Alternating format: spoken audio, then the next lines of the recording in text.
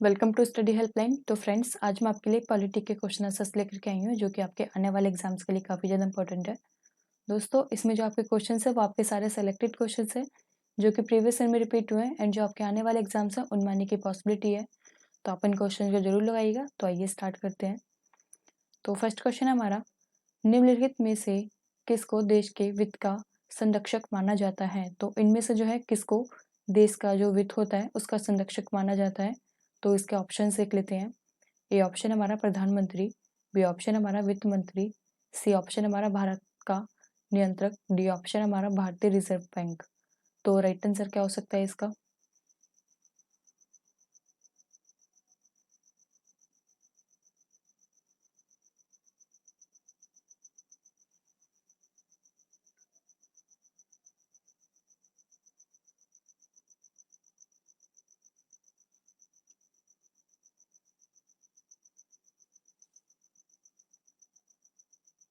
इसका right answer है option number B. वित्त मंत्री को जो है भारत का जो वित्त होता है उसका संरक्षक माना जाता है। तो आइए और जान लेते हैं इसके बारे में। ऑप्शन नंबर बी इसका राइट है, वित्त मंत्री। भारत के वित्त का संरक्षक वित्त मंत्री होता है। जो भारत का आपका वित्त का संरक्षक होता है वह आपका वित्त मंत्री होता है। तो आइए नेक्स्ट क्वेश्चन पे चलते हैं। तो सेकंड क्वेश्चन हमारा, भारत में किसी शहर का पहला नागरिक कौन सा है। भारत में जो है कोई भी शहर है तो उसका जो पहला नागरिक है वह कौन होगा। तो इसके ऑप्शन देख लेते हैं। ए ऑप्शन है हमारा मेयर, बी ऑप्शन हमारा चेयरमैन, सी ऑप्शन हमारा शेरिफ, डी ऑप्शन हमारा विधानसभा सदस्य। तो राइट आंसर क्या हो सकता है इसका?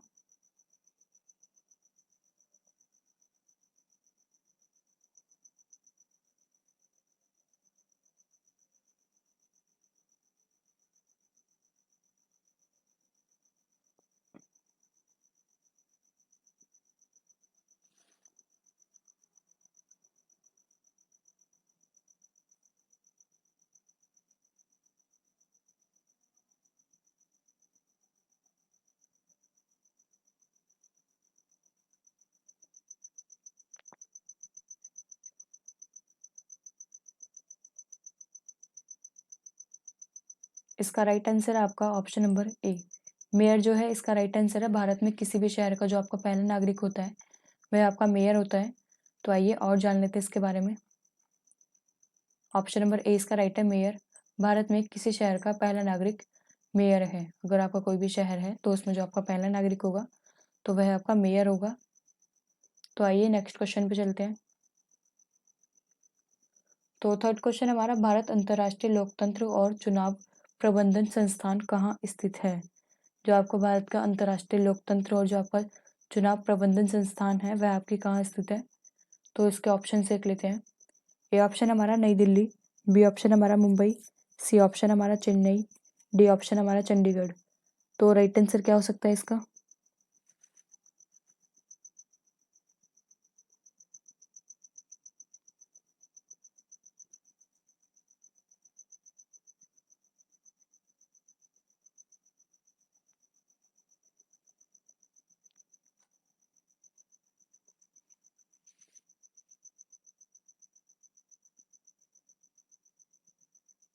इसका राइट आंसर है ऑप्शन नंबर ए, नई दिल्ली जो है इसका राइट आंसर है। भारत अंतर्राष्ट्रीय लोकतंत्र और चुनाव प्रबंधन का जो संस्थान है आपका वह आपका नई दिल्ली में स्थित है। तो आइए और जान लेते हैं इसके बारे में। ऑप्शन नंबर ए इसका राइट है, नई दिल्ली। भारत अंतर्राष्ट्रीय लोकतंत्र और चुनाव प्रबंधन संस्थान नई दिल्ली में है। इसकी स्थापना चुनाव आयोग ने जून 2011 में की थी। जो आपका भारत अंतर्राष्ट्रीय लोकतंत्र और चुनाव प्रबंधन के जो संस्थान है वह आपके नई दिल्ली में स्थित है और इसकी स्थापना आपकी कब हुई थी? जून 2011 में हुई थी। तो आइए नेक्स्ट क्वेश्चन पे चलते हैं। तो फोर्थ क्वेश्चन हमारा, नेहरू रिपोर्ट के अनुसार भारत की संसद की संरचना निम्नानुसार थी। तो आपकी जो नेहरू रिपोर्ट आई थी उनके अनुसार जो है भारत की जो संसद है उसकी संरचना किस प्रकार की होगी। तो इसके ऑप्शन देख लेते हैं। ए ऑप्शन हमारा राष्ट्रपति, राज्यसभा, लोकसभा, बी ऑप्शन है इसका crown, Lok Sabha Rajya Sabha, C option है इसका crown, house of people, house of states, और डी ऑप्शन है इसका क्राउन, सीनेट और हाउस ऑफ रिप्रेजेंटेटिव। तो राइट आंसर क्या हो सकता है इसका?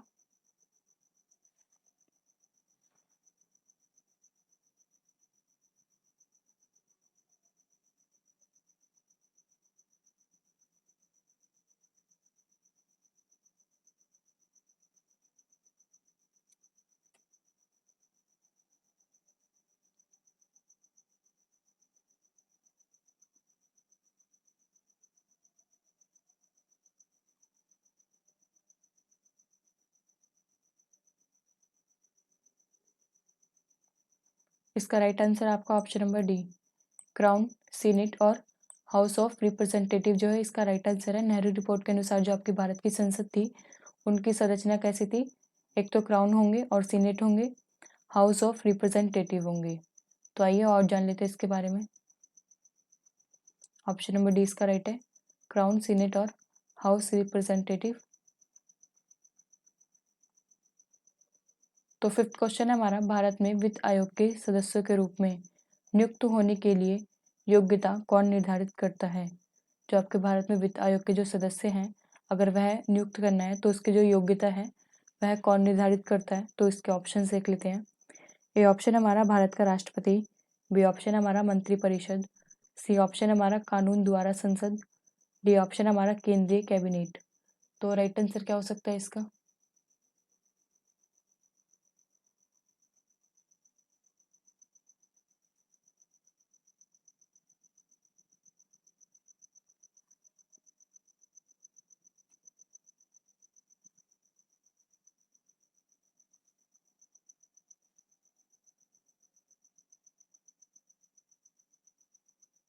इसका राइट आंसर है ऑप्शन नंबर सी, कानून द्वारा संसद जो है इसका राइट आंसर है। भारत में जो आपका वित्त आयोग के जो सदस्य हैं, अगर वह नियुक्त किए जाते हैं तो इसकी योग्यता जो है आपका कानून द्वारा जो है संसद डिसाइड करती है। तो आइए और जान लेते हैं इसके बारे में। ऑप्शन नंबर सी इसका राइट है, कानून द्वारा संसद। अनुच्छेद 282 संसद कानून द्वारा योग्यता निर्धारित कर सकती है। जो आपका आर्टिकल 282 है, उसमें जो है संसद कानून द्वारा जो है योग्यता निर्धारित कर सकती है, जो आयोग के सदस्यों के रूप में नियुक्त के लिए आवश्यक होगी। जो आपका जो सदस्य नियुक्त होगा उसके लिए जो है वह जरूरी होगी और इस तरीके से उन्हें चुना जाएगा। उपरोक्त आलेख के संदर्भ में संसद ने वित्त आयोग यानी कि विधि प्रावधान अधिनियम 1951 को अधिनियमित किया। जो इसके उपरोक्त जो है आपका जो आलेख है, इसके संदर्भ में जो आपके संसद ने वित्त आयोग के जो आपके विविध प्रावधान है, उस अधिनियम को जो है 1951 को अधिनियमित किया था। तो आइए नेक्स्ट क्वेश्चन पे चलते हैं। तो सिक्स क्वेश्चन हमारा, निम्नलिखित में से राज्यपाल को उसके कार्यालय से हटा सकता है? इनमें से जो है अगर राज्यपाल लगा हुआ है कार्य पे तो राज्यपाल को कौन हटा सकता है? तो इसके ऑप्शन देख लेते हैं। ए ऑप्शन हमारा राज्य विधानसभा, बी ऑप्शन हमारा संसद, सी ऑप्शन हमारा राष्ट्रपति, डी ऑप्शन हमारा इनमें से कोई नहीं। तो राइट आंसर क्या हो सकता है इसका?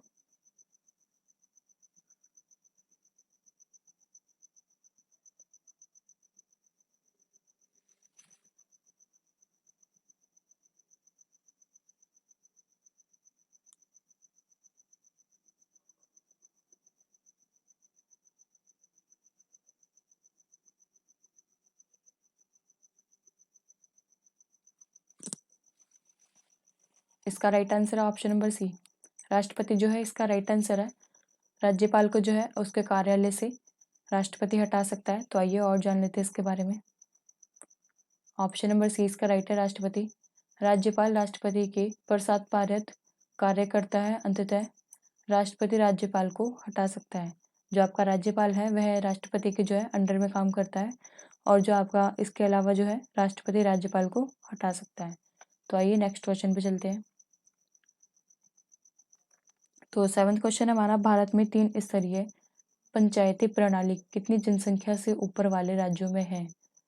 जो आपकी 3 स्तरीय पंचायती प्रणाली है वह जो है वह कितनी जनसंख्या से ऊपर वाले राज्यों में है? तो इसके ऑप्शन देख लेते हैं। ए ऑप्शन हमारा 15 लाख, बी ऑप्शन हमारा 25 लाख, सी ऑप्शन हमारा 20 लाख, डी ऑप्शन हमारा 30 लाख। तो राइट आंसर क्या हो सकता है इसका?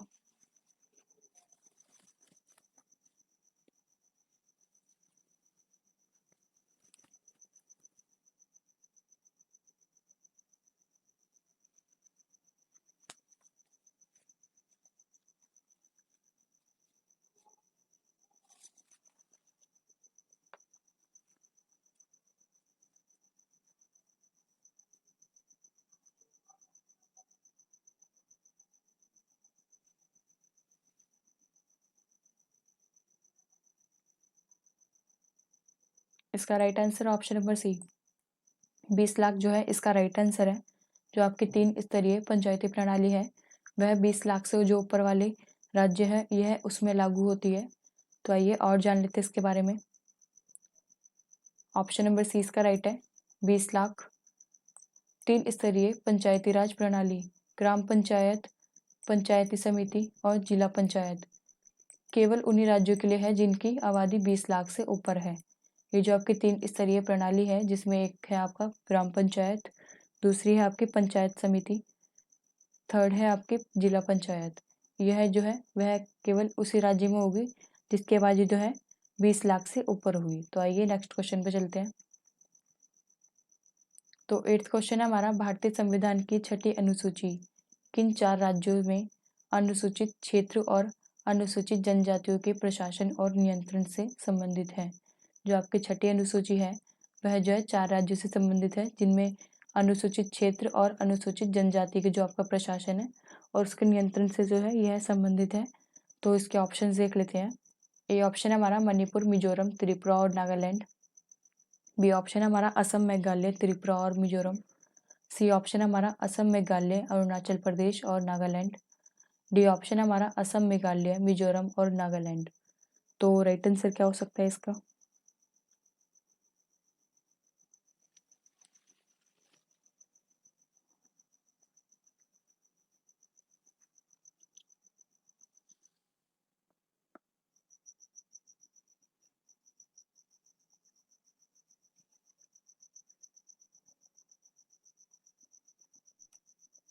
इसका राइट आंसर है आपका option number B, Assam, Meghalaya और त्रिपुरा और मिजोरम जो है इसका राइट आंसर है। ये 4 राज्य जो हैं आपके वह 6ठी अनुसूची से जो है संबंधित है जिसमें जो है अनुसूचित क्षेत्र और अनुसूचित जनजातियों के जो आपका प्रशासन और जो आपका नियंत्रण है वह 6ठी अनुसूची में है। तो आइए और जान लेते हैं इसके बारे में। इसका right answer option number B, Assam, Meghalaya, Tripura और मिजोरम जो है इसका राइट आंसर है। संविधान की 5वीं अनुसूची असम, मेघालय, त्रिपुरा और मिजोरम के 4 राज्यों को छोड़कर किसी भी राज्य में अनुसूचित क्षेत्रों और अनुसूचित जनजातियों के प्रशासन और नियंत्रण से संबंधित है। इन 4 राज्यों को जो है छोड़ करके संविधान की जो आपकी 5वीं अनुसूची है बाकी राज्यों में जो है यह जो अगर उसमें अनुसूचित क्षेत्र और अनुसूचित जनजातियां हैं उसके प्रशासन और नियंत्रण से लेकर के आपके संबंधित है, जिसे भारतीय संविधान की 6वीं अनुसूची में अलग से लिया गया है। जो आपके भारतीय संविधान की जो आपकी 6ठी अनुसूची है इन 4 राज्यों को जो है इसमें अलग से लिया गया है। तो आइए नेक्स्ट क्वेश्चन पे चलते हैं। तो 9th क्वेश्चन हमारा, भारत के संविधान के निम्नलिखित अनुसूची में से कौन सा राज्य नया राज्य बनाने के लिए संशोधित किया जाना है। इनमें से जो है भारतीय संविधान की जो आपकी कौन सी अनुसूची है जिसमें जो है नया राज्य बनाने के लिए जो है संशोधन किया जा सकता है। तो इसके ऑप्शन देख लेते हैं। ए ऑप्शन है हमारा पहली अनुसूची, बी ऑप्शन है हमारा दूसरी अनुसूची, सी ऑप्शन है हमारा तीसरी अनुसूची, डी ऑप्शन है हमारा चौथी अनुसूची। तो राइट आंसर क्या हो सकता है इसका?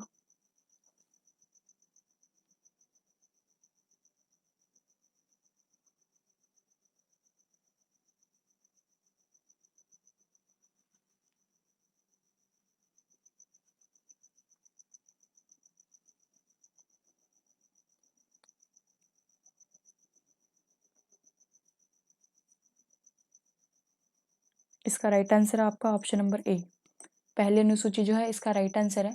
भारत के संविधान में अगर आपकी जो अनुसूची है वह आपकी पहली अनुसूची है, पहली अनुसूची में जो है आपका नया राज्य बनाने के लिए जो है संशोधन किया जा सकता है। तो आइए और जान लेते हैं इसके बारे में।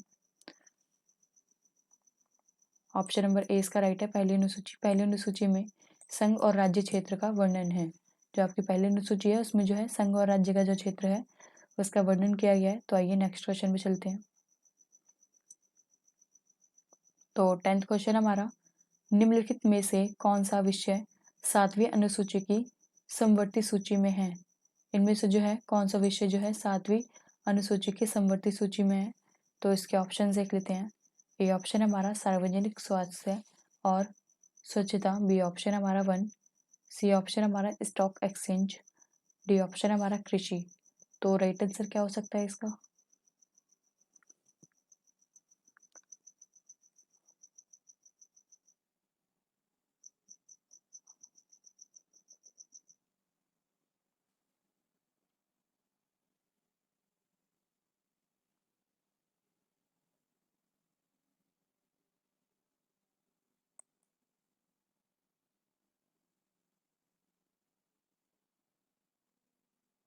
इसका राइट आंसर है ऑप्शन नंबर बी, वन जो है इसका राइट आंसर है। जो आपकी अनुसूची है 7वीं अनुसूची, उसमें जो आपका समवर्ती में जो है आपका वन आता है। तो आइए और जान लेते हैं इसके बारे में।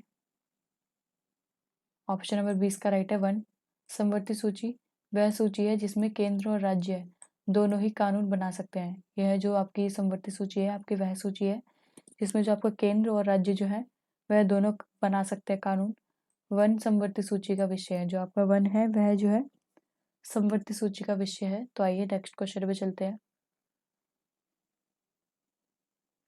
तो 11th क्वेश्चन है हमारा, उपराष्ट्रपति जो हटाने का प्रस्ताव किसमें पेश किया जा सकता है। जो आपका उपराष्ट्रपति है इसको हटाने का जो प्रस्ताव है वह किसमें पेश किया जा सकता है। तो इसके ऑप्शन देख लेते हैं। ए ऑप्शन हमारा केवल लोकसभा, बी ऑप्शन हमारा केवल राज्यसभा, सी ऑप्शन हमारा लोकसभा और राज्यसभा दोनों, डी ऑप्शन हमारा लोकसभा और राज्यसभा के संयुक्त सत्र में। तो राइट आंसर क्या हो सकता है इसका।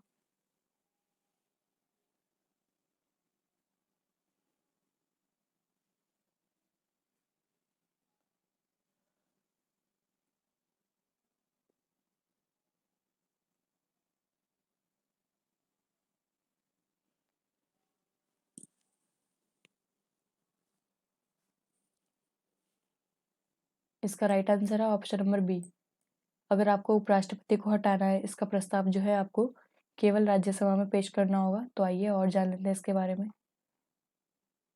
ऑप्शन नंबर बी इसका राइट है केवल राज्यसभा। उपराष्ट्रपति राज्यसभा का सभापति होता है। उपराष्ट्रपति को हटाने का प्रस्ताव जो है राज्यसभा में ही पेश किया जा सकता है। जो आपका उपराष्ट्रपति होता है वह राज्यसभा का जो है सभापति होता है, और उपराष्ट्रपति को जो हटाने का प्रस्ताव है वो केवल राज्यसभा में ही पेश किया जा सकता है। तो आइए नेक्स्ट क्वेश्चन पे चलते हैं। तो 12th क्वेश्चन हमारा, सीमा प्रबंधन विभाग किस मंत्रालय के अंतर्गत विभाग है। जो आपका सीमा प्रबंधन विभाग है वह जो है किस मंत्रालय के अंतर्गत आता है। तो इसके ऑप्शन देख लेते हैं। ए ऑप्शन हमारा रक्षा मंत्रालय, बी ऑप्शन हमारा गृह मंत्रालय, सी ऑप्शन हमारा विदेश मंत्रालय, डी ऑप्शन हमारा सड़क परिवहन मंत्रालय। तो राइट आंसर क्या हो सकता है इसका।